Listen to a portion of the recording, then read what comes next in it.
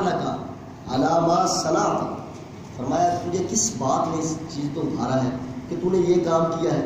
تو اس نے جواب کیا دیا، قال یا ربی خشیتک او مخافتک، کہا کہ الہی مجھے تیرے خوف، تیری خشیت کی وجہ سے ڈر کے میں نے یہ کام کیا ہے۔ تو اللہ تعالیٰ نے کیا، فغفر لہ، اسی وجہ سے بس اس کی بخشش فرما دی۔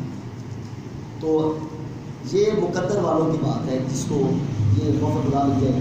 حضرت حسن بصری اولیاء کے سرداروں، اولیاء کے سرداروں، آپ کے بعد حضرت حسن بصری رحمۃ اللہ علیہ کے بارے میں آتا ہے کہ آپ مت خود فرماتے ہیں اپنا توبہ کا واقعہ بیان کرتے ہوئے کہ میں ایک امیر کبیر شخص تھا، میں اس خیال سے نکلا، لوگوں کی مدد کیا کرتا تھا، میں شہر کے اندر نکلا تو میں کیا دیکھتا ہوں کہ ایک خوبصورت جو ہے حسینہ میں میری نظر پڑ گئی، میں نے اس کی طرف دیکھنا شروع کر دیا۔ جب اللہ تبارک تعالیٰ بخشش کے سامان اور توبہ کے سامان کرے تو ایسے بھی ہو جاتا ہے۔ اب میں نے اس کی طرف دیکھنا شروع کر دیا تو اس نے مجھے جواب دیا، کہا کہ اللہ سے ڈر۔ میں نے کہا کیوں؟ اس نے کہا ڈر۔ میں نے کہا کس سے ڈروں؟ کہا اللہ سے ڈر۔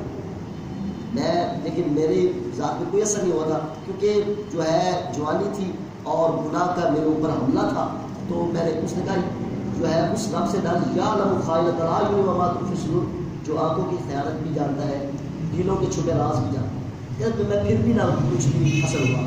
تو اس نے پوچھا تو چاہتا کیا ہے؟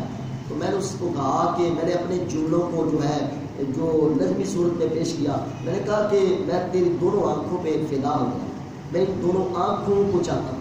بس میں نے تو یہ جملہ ہی کہنا تھا۔ وہ اپنے گھر میں اور تھوڑی دیر اس نے کہا ٹھہر، شاید تیرا مقصد پورا ہو گیا۔ وہ اپنے گھر میں اور اس نے اپنی لوڈی کو بھیجا، اس لوڈی کے ہاتھ میں تھال ہے اور اوپر ایک کپڑا دیا ہوا ہے۔ اب وہ لوڈی آئی اور اس نے وہ تھال آگے کیا، میں خوش ہوا کہ کوئی شاید کوئی تحفہ آیا ہے، گفٹ آیا ہے۔ تو میں نے جب تھال کو